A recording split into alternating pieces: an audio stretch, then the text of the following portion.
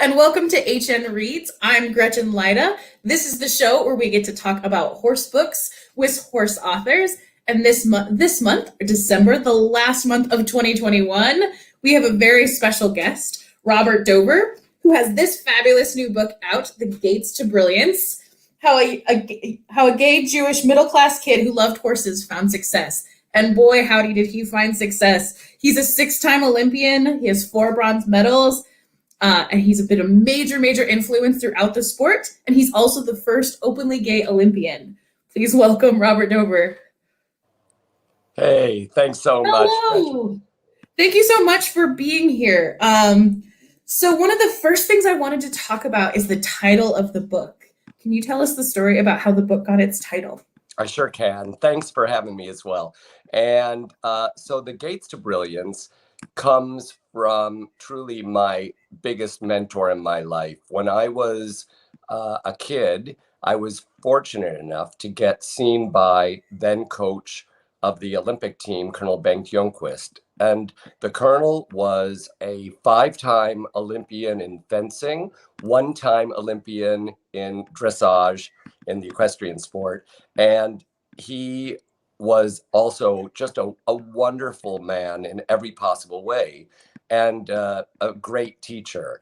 So one of these many days where I was having my lessons in Maryland at Linda Zhang's farm, Idlewild Farm, I'm sure I was whining about something, complaining that something wasn't coming easy enough for me. And Colonel Youngqvist stopped, and as he always had these amazing phrases, he said, "Robert, the gates to brilliance are surrounded by a cloud of sweat and tears." So that, of course, has stayed with me my whole life. And in his memory, I named the book The Gates to Brilliance. It's such a fabulous title, and I love the imagery that goes with the sweat and tears as well. Can you describe Colonel Youngqvist for us a little bit?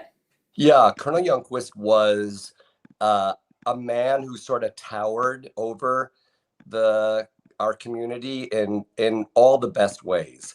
He was from the Swedish cavalry, and there was a kind of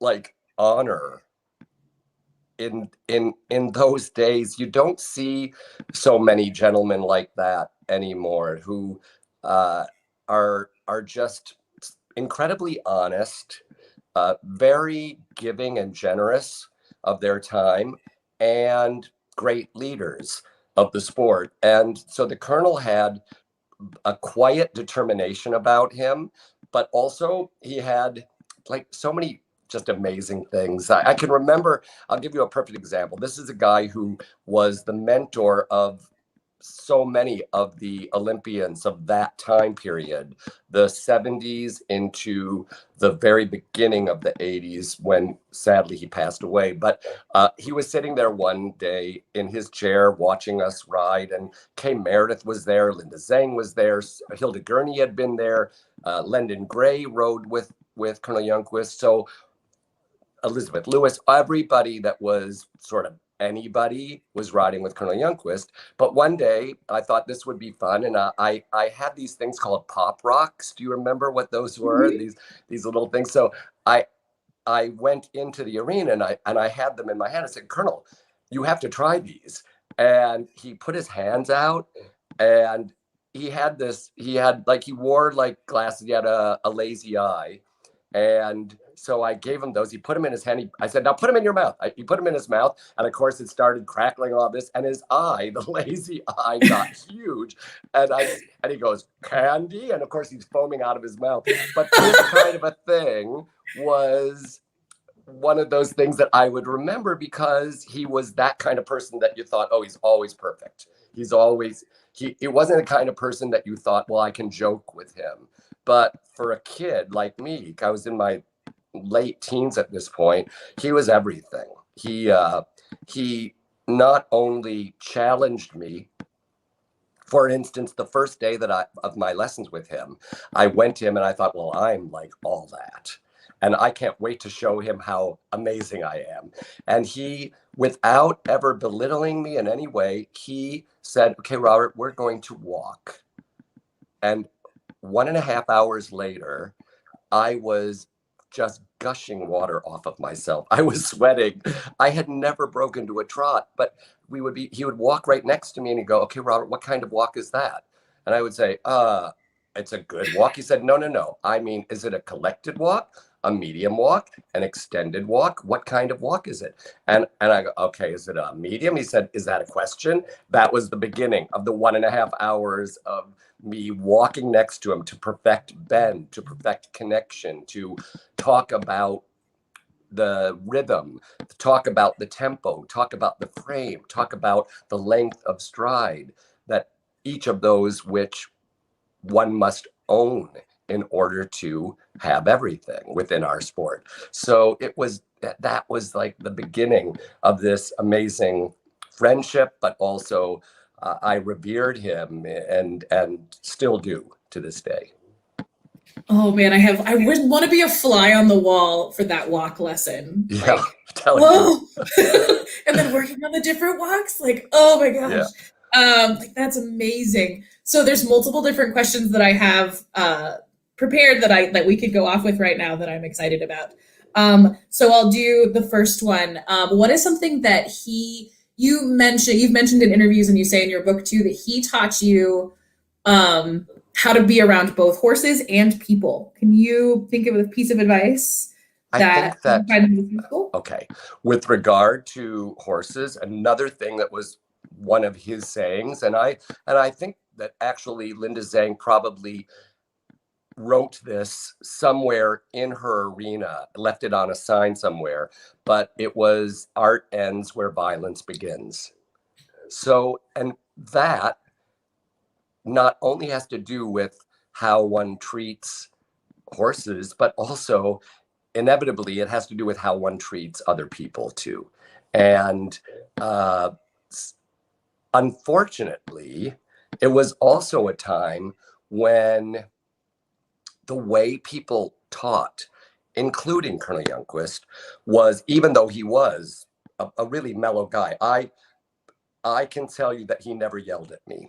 However, I can also say he yelled at some other people, and he garnered so much respect that in those days one had their lesson and they looked straight ahead, they did as they were told, and questions were asked at the end, but not a lot of questioning going back and forth or banter as there might be today in a lesson. And so I can just say that with him, it was how I learned is how I also taught. And so I was tough because not only with Colonel Youngqvist, but then the German trainers that I had after that were tough. And it wasn't until I started skiing with Robert Ross, my husband, that I had a lesson from somebody who was a trainer for me, and it was all fun. And it was like, it was not only did I enjoy it and laughed a lot, but it was a revelation.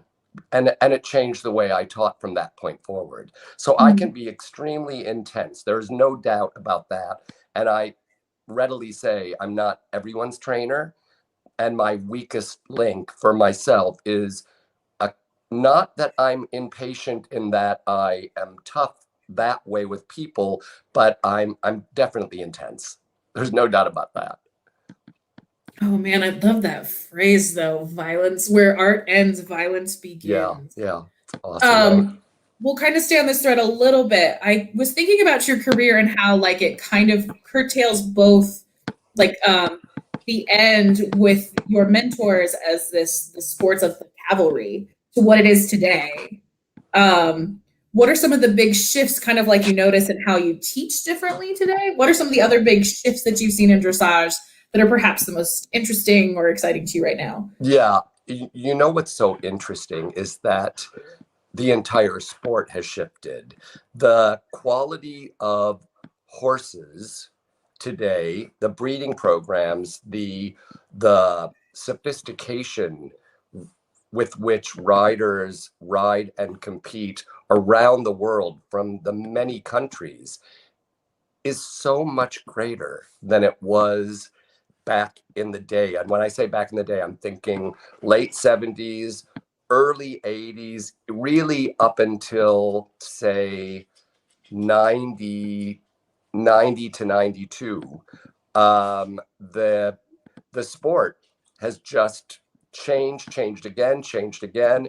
And because of the quality of horses becoming so much greater, and the breeding programs defined by these freaks of nature that can do incredible things with their bodies, unlike gymnasts, how that's changed as well. When you think about, well, you're too young probably, but there was this fantastic gymnast, Olga Korbut. I don't know if you know that name, but she did this amazing thing on the parallel bars that no one had done before.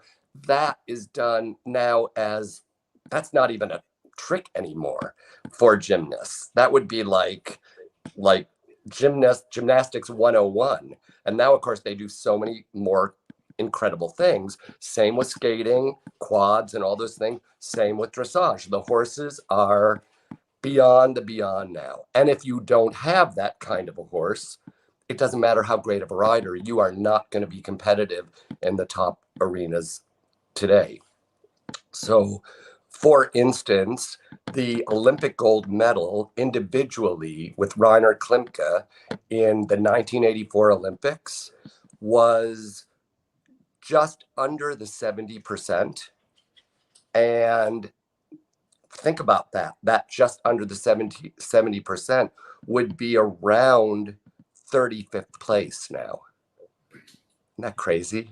Nuts. Is there a move that stands out to you as one that's more sophisticated now, as you were talking about? What? I'm sorry. Is there a movement that you think that you, like an example, like we were talking about with the parallel bars in dressage? Yeah. Think of this an example. In those days, there were very few horses really that did beautiful pirouettes and beautiful piaffe passage and were truly round and on the bit. And so there were the kind of horses, for instance, that did extended trots. What an extended trot was back when I did my first Olympics was on my horse, Romantico. He was thought to have like one of the greatest extended trots of the world back then. And yet, in today's arena, it doesn't even look like more than a medium trot compared to the great horses of today. Now, on the other hand, if you had a horse back then and its front foot went out beyond the parallel of its nose, you would have points taken off because that was one of the rules in the handbook that said the horse's extension of its leg within the extended trot, two things. One, it should be, the cannon bone should be parallel with the front cannon bone to the hind one on the diagonal pair, meaning that it's not like a Spanish trot where the hind leg's left back and the front leg is thrown out, but also the lengthening of the whole horse's frame such that where its nose went should be over the vertical of where its hoof was going to. And if its hoof went past its nose, points would be taken off. And in today's arena, if you don't have a foot that is like Vallegro's, with basically up by its eyeballs, right? And way in front of where its nose could ever even go to, then it's not competitive. And so that's how different the sport has become. And it's something that there are people that think negatively about it. I think watching the horses of today is just incredibly fabulous. Mm-hmm. Yeah, so that's also like, it's not that long of a time if you think about it, for that much change, which is so fascinating. Right. I would inside baseball about this all day, but I also want to make sure that I talk about the book. So the book is part memoir, but it's also part, I wouldn't necessarily say self-help, but instead this book full of inspiration. I've heard you describe it as kind of this book where you're describing the ways that you found success. So I'll do a little bit of memoir discussion now. Okay. One of the things that I often think about is we often say we're from a certain place. And I know that you say that you were not, and that your childhood, you moved all over the place. You were born in Chicago, but there's lots of different places. How would you describe that for us? Right. Well, two things. One, just that you know how I feel about the book. It's a book of reflections and suggestions. That's really how I was trying to think as I was writing it. Snapshots back from my past, and then how they impacted me, and how maybe those lessons could be useful for others. And literally, my childhood, if it were not for my mom, who before she passed away made album after album after album of photos for me to look at, I would not have the memories of a lot of my childhood, because we moved from Chicago to where I was born. When I was about 7, we moved to Toronto. When I was 12 and a half, we moved to the Bahamas. When I was 15, we moved to Florida, from Florida to Georgia, to Atlanta, to University of Georgia. And at that point, I was going back and forth to Virginia and Maryland to be with Colonel Youngqvist. And so everything was a blur. Like, I don't have very many normal childhood memories, like some people who grow up and their friends from grammar school are still their friends in the community where they grew up. That I don't have. Mm-hmm. But horses were a kind of a common string for you. And please correct me if, but I think I have this. The first horse you got was for your bar mitzvah, right? Yeah. Yeah. My first horse was for my bar mitzvah. It was the first bar mitzvah in the history of the Grand Bahama Islands. So yeah, there's a bit of history. And because there was no synagogue, my bar mitzvah took place in a beautiful hotel, like a beautiful convention room. And they made the whole thing look like the inside of a temple during the afternoon when I did my bar mitzvah. And then in another big room was the all the fun and the dinner later that night with like 350 guests, family, and friends from around the world. Wow, what a Yeah, party. yeah, it was Uh, amazing. one of the things you also talk about in the book is, this is a little bit of a jump, but you talk about how it's not necessarily the successes that taught you the most, but it was often failure. Can you talk a little bit about the value of failure, and then give an example of a failure that Sure, really stands out to you? sure. I always say that I took failure to the form of art. And of course, no one in the moment when they fail at something thinks, oh my God, isn't this wonderful? However, as you get older and you look back on those failures, you realize that much of the time it was those failures that taught you how to succeed at a later date.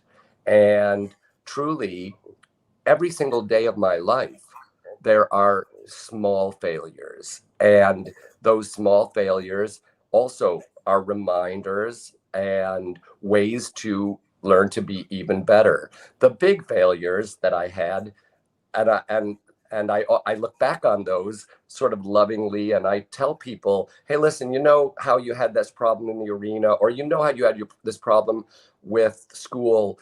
Just so you know, I had enormous failures in the biggest arenas of the world. And they weren't like the kind where you think, oh, well, maybe nobody's noticing this. They were like my horse is getting ready to go into the arena. And as I'm doing this final little courtesy circle before I enter, he has like a nervous twitch, and he twitches, and then his tongue goes over the bits and comes out the side of his mouth. And I'm thinking, oh no. And I'm in the 92 Olympics with thousands of people around watching, the judges waiting for me to enter, a minute to go in, and thinking, can I get off and do something about it? Do I just give up? Then I remember, of course, that that we had a horse with a low 60s, and my score has to happen one way or another. So I ride into the arena, and this horse's tongue, literally, if it had been painted red, white, and blue, it would look like the American flag waving to everybody on the right side of his mouth.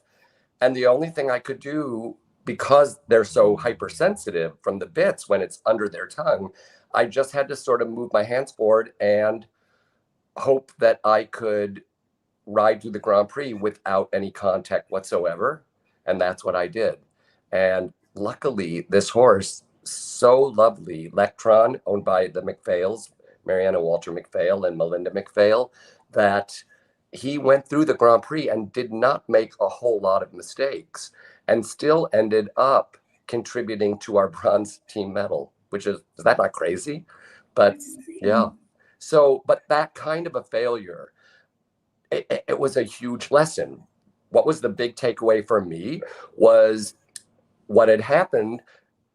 I had always tightened the noseband one hole before I went in, but I always had either Melinda on the ground or a groom on the ground that would help me with that while I was on the horse. And in those days, there was a thing called the 10-minute arena.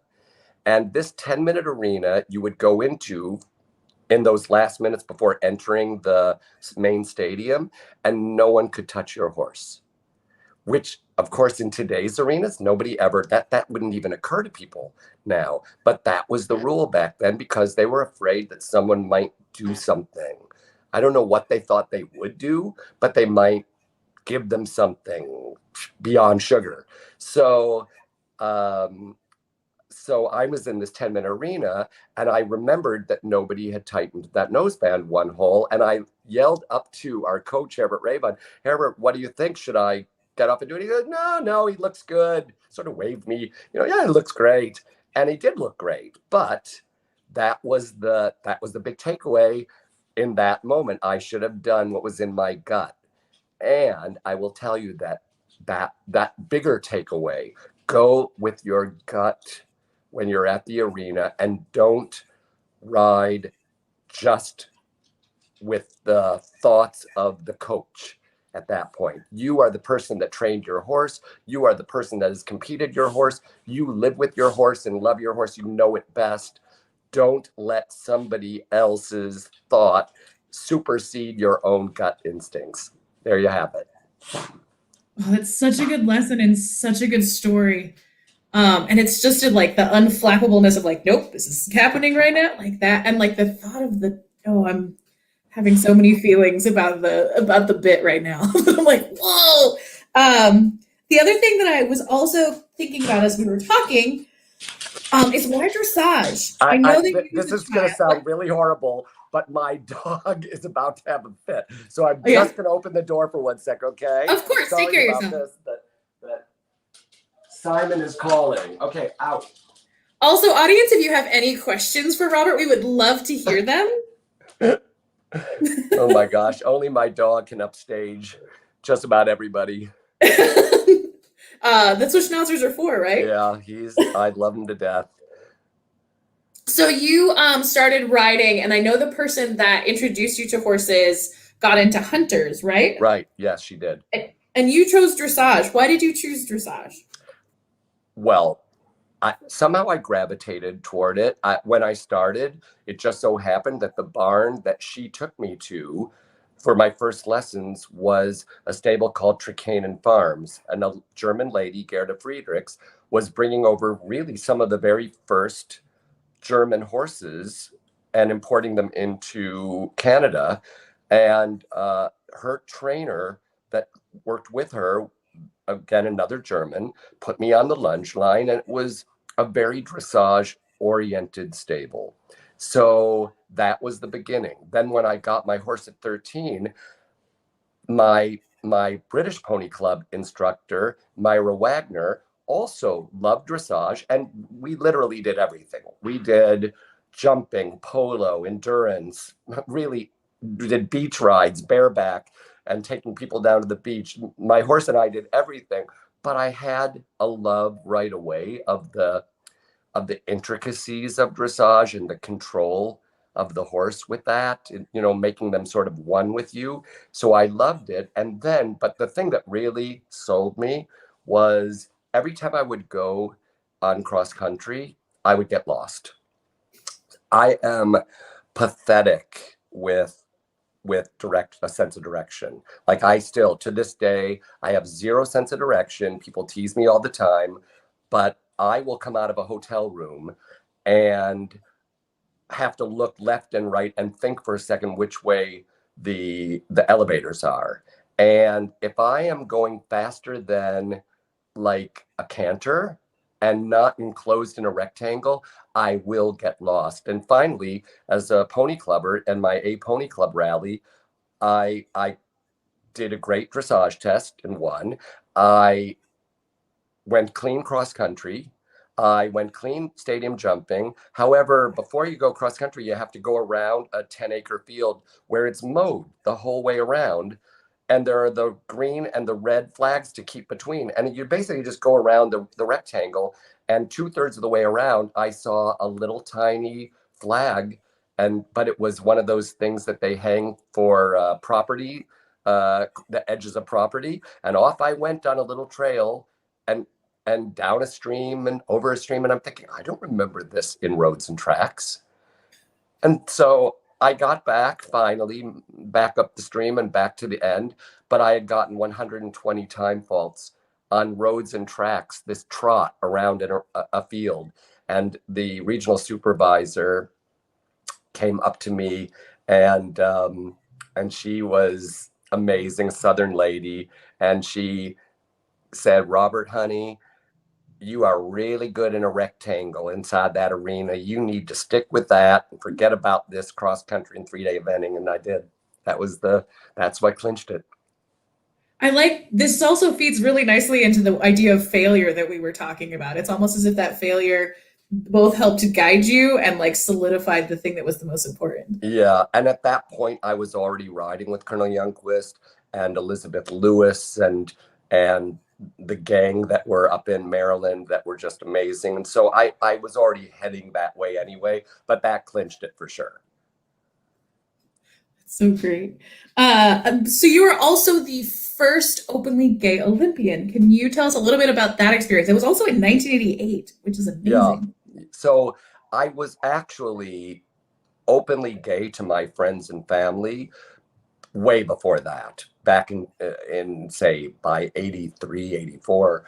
But it wasn't easy to be in any kind of sport, including the equestrian sport at that level, and be out and think that you might lose something. So whether it was a business or sponsorships or just the respect of other athletes and people within the sport. And so it just was one of those things that there were gay people everywhere. From the first time I went to the Olympics in 84, I thought, oh my God, there are gay people in every sport. And it was obvious, but it was unspoken. So by 1987, I had been winning in Europe, and I was over there with my then boyfriend living in Germany, and I had won a lot of classes, and I felt like there was no reason to think that I had to keep anything secret about myself. And on the other hand, it's not like I was waving a flag or announcing to the world that I was proud that I was gay. I just didn't say much about it at all. And at one show in Germany, I got to the competition, and when you go into the secretariat to fill out your forms, the lady that was there was a young blonde lady, and she is lovely, but she was flirting like crazy with me, and I wasn't sure what to do about it. And then I would go out and she would follow me, and she was just making it so obvious that she wanted something to happen. And so I went through that day trying to sort of figure out what to do about this. And then the next day, I found out that the jumper riders had formed a pool and were betting on whether this lady could get me to sleep with her. So if you imagine, here I am, a dressage rider in the show, and I find out that this had happened, and it was super embarrassing, but it also made me have the resolve to say, listen, I'm fine with that. She's not my thing, and I have a boyfriend, but that's how I then decided I was going to comport myself. And by the next games, I basically did announce, we had a kind of a press meeting where all of the Olympic athletes were trained to talk with the press before we actually met them. And they would put up a video camera on a tripod, and each Olympian from every sport would go down to the front and they would say 10 seconds who they are, what sport, what is something interesting, because obviously you're hoping that the press will follow you. So I said that I was the United States Olympic team's token gay athlete. And I think I said something like, I'm the token gay Jewish athlete from the United States equestrian team for the US Olympic team, and out of the 600 athletes. So I proclaimed that, and with that, for a brief moment, I was the big deal. However, then came diving, and the famous dive of Greg Louganis, where he did his dive and he hit his head on the diving board and cracked it open and bled into the pool. After which he not only had to come out, but he had to say that he was HIV positive because he had bled into the pool. And back then, that was very scary. People didn't understand that was not something that people had to worry about. And so from that moment, it was all about Greg Louganis. That was the story, and my story was never thought about again. But yes, that's how it happened. The other thing, looks like we have a question from the audience, so why don't we go with that? It'll pop up on the screen and I can read it for you. Okay. It says, hi, Robert. What was the most challenging horse you ever rode, and what did you learn from them? So I've had, of course, many, many horses in my life. But the most challenging horse that I ever rode and competed all the way to the world championship level and through national championships was a horse that I rode for Walter and Marianne McPhail, like the one in 92. That was their horse, and his name was Valzertakt, also known as Walter, also known as Crazy Walter.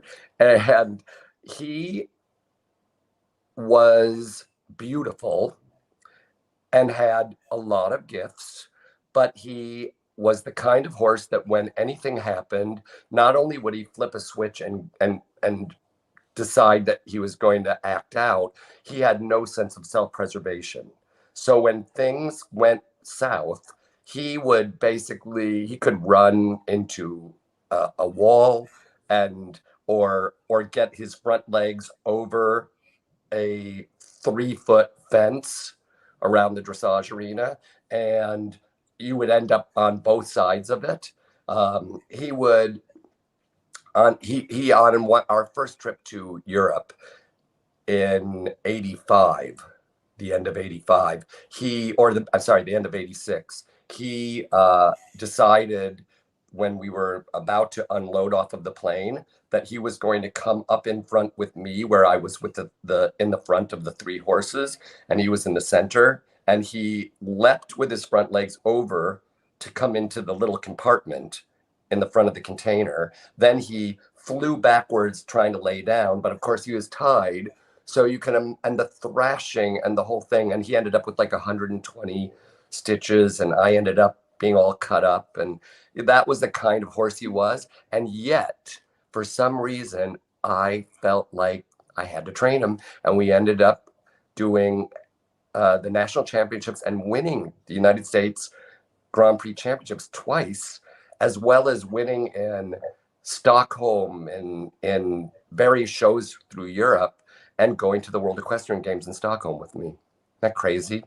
And now I look back and I think if I were to tell my younger self what to do about it, my older self would tell my younger self, "Are you out of your mind?" And just wait for the next one, because this one, those are the kinds of things you look back on and you think, how worth it was it all? Truly. And yet I loved him. Mm-hmm. What happened to Walter? Okay, well, that's a whole nother story. Yeah, another few hours. So Walter ended up going to Carl Hester. He was bought by his clients and for him to ride. And when he got to Europe, and I told Carl that it was a very difficult horse, and it was a horse that I wouldn't suggest that was for him, but he loved him too, and he thought this would work out for him. And so he got him, but the horse never really competed a lot again. What a good home, though. That's so perfect. So, Yeah. one of the things that you talk a lot about in the book is the pandemic, oddly. Did the pandemic change the way you wrote the book? Yeah, there's no doubt that, I think the pandemic has shaped everyone's life around the world, really, right? Yeah. So, and because it had not begun when I started the book, I actually went back and rewrote the beginning to reflect that what we were going through. And so, yes, it's much more than just the pandemic, though. The last years up until 2020 affected me every single day of my life in a way that I never thought the political atmosphere in America could affect me, but it certainly did. And so I'm very outspoken about my feelings about it, about how I think people should treat each other. And I'm extremely sad about the state of affairs today in America, where so much negativity and so much darkness still abounds, and so many tragedies still happen almost daily in this country, which is, I think, the greatest country in the world. Yeah. Have those affected your horse life? I don't think that anything can affect one part of my life without it somehow impacting every part of my life. And yet, when I work with people and their horses, even regardless of how I'm feeling physically or emotionally, when I begin, some little thing clicks just like Walter, except in a different way. And I go into a mode that I don't really think about. It's just completely reflexive. And I always feel like I give 150% of myself in every lesson. And my greatest hope is that not only the person that I'm teaching, but if there's an audience, that the audience will feel like I'm having a conversation directly with them. And somewhere in that lesson or in that day, if I'm doing a clinic, they'll have an aha moment. And that's what I always hope for. So, you mentioned that um, at one point you were a very, very shy kid when you were off a horse, but super confident on. Yeah. And it sounds like there's also this shift where you are now outspoken. Confident is one of those things that comes and goes, right? It's not a permanent state. How did that change? Well, the thing is, I was a very geeky, skinny, short kid. I was very self-conscious about my looks. I was, without thinking about my sexuality, I certainly didn't think that I lived up to what I saw other guys being like.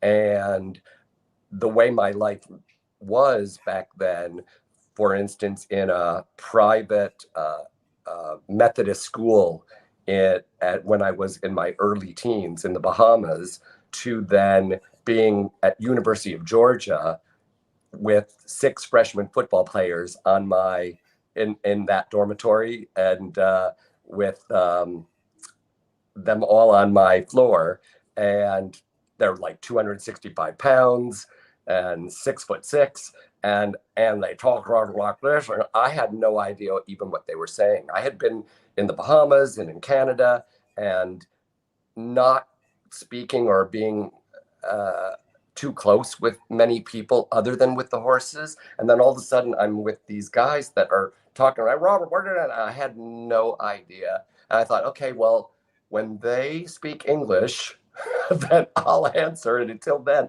I'm just going to hide. And so that was sort of how my life was. I was, I guess, a real geek. And so I was self-conscious until I became older, and I think probably around my mid to late 20s was when I finally had a feeling of more self-confidence about who I was in totality. In the back of the book, there's this great section where you have a bunch of Doverisms, and I wanted if you could define a Doverism and explain where it comes from. I think that, well, there's 2 things about that. One, there are Doverisms, meaning that there are phrases that I've used throughout the decades, and having had so many students who have been lifelong friends as well, most of them have a story, most of them have something. And so when I was writing the book, I thought, okay, I'm gonna let this be sort of fair game. If they want to send me something that they remember, some funny saying, some funny phrase that I had, we'll call them Doverisms. Many of my friends also talk about it, especially with Robert. He says, okay, is that a fact or is that a Dover fact? Because like, I'll be so sure of myself, this is definitely the way it is. And then Robert will go, okay, is that a fact or is that a Dover fact? Meaning it's sort of up for grabs. Well, but great. Those Doverisms, yeah, are just, that's what they are, phrases maybe, or sayings that I had, or little moments that I had with those students. It's so fabulous. It's a pleasure to read as well. Again, our audience, if you have any questions, please let us know. I have a couple more to kind of fit in with this. Can you describe what it was like writing the book itself? I kept thinking I often work as a writer and I take dressage lessons very casually. And I often like the 2 together because you get to like think and kind of pick at these little things and think about the shape of things in a way. And I was wondering if writing impacted your writing and what it was like to write this book. Because I know that you've been asked to write a lot of different books, and you didn't want to write a writing book, you wanted to write something different. So what was that like? Yeah, I had been asked over the decades to write a book, sort of a how-to book. And I kept thinking about it. I kept saying, no, there have been amazingly great books written on the art and the sport of dressage. And what could I add beyond what Harry Bolt wrote and had photographed for the book Das Dressurpferd, the dressage horse, or Podolsky in his book The Complete Training of Horse and Rider, Colonel Youngqvist, a dressage manual. And they were so perfect in how they describe things that there's just nothing that I could add. So when I pondered over the years, is there something that I feel I could do? It finally occurred to me that maybe I could help people to find happiness and success in their life using these snapshots back from my past and the medium, if you will, of the horse as my sculpture or my art. And if there was a piece of advice from the book, what would it be that you would offer that stands out? Oh gosh, well, the whole book is chapter by chapter what I hope to be a lesson, like a life lesson, what I would hope.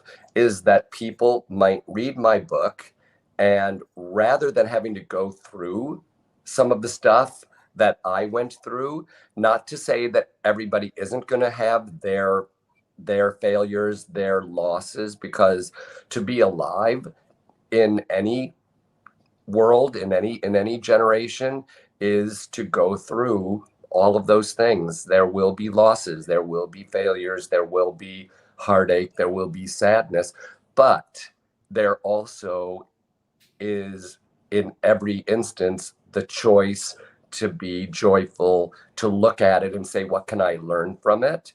And what can I go forward and do to help other people or animals, and just to leave the world a better place? I think that maybe the things that my mom always talked about, where she would say, if you go to bed every night and think that you did one good thing, which is in Jewish is a mitzvah. If you do one good deed, one good thing for somebody else or something else, whether they know it or not, you can go to bed and put your head down on the pillow and say you had a good day. That is wise advice. A good deed never costs anything. Right, right. And it's what we're here to do. I think we're here to love and spread love and leave the world a better place than when we got here. My last question, because I think that's a beautiful place to close out, um, is can you give us a moment of joy from the Olympics? Oh gosh, I can give you a million moments of joy from the Olympics, and some of them are actually about riding. Uh, I would say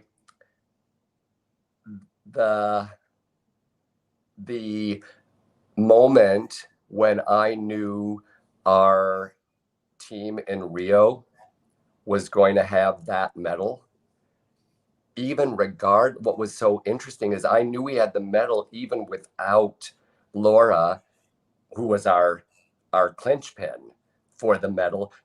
We already had it even before she rode. And then she went in and was, of course, brilliant and took us over the top and very, very close to the Olympic gold medal. And so that moment goes beyond the moments even where I earned and helped earn team medals for teams that I was on. Oh, and that so fits with what you were just saying before, too. It's like this collective moment of joy is even better than when it's just one of your own. Oh, it's so beautiful. Yeah. Robert, it's been an utter pleasure having you. Thank you so much for being here. His book is out with Trafalgar Square Books. You can find it on Equishopper. Do you have any other events coming up? I'm going to be doing a lot of these kinds of interviews and podcasts. I think I have one tomorrow night. I did one in Europe the other day, and I'm going to be doing book signings all over. Once I have a little more free time after the holidays, I'll start creating a schedule for book signings around the country as well. So yeah, I'm just going to be at the horse shows and doing my thing, but also trying to help with getting the word out about the book. And I hope people enjoy it and let me know how they feel about it on Facebook or Instagram, because I'm there every day and I love hearing from people. And of course, they can get the book on Amazon as well, and from Barnes and Nobles and stores like that. Well, thank you so much, Robert, and everyone can make sure that you go out and see him at his book signings and have a fantastic evening. Thanks so much. I appreciate it. Thank you.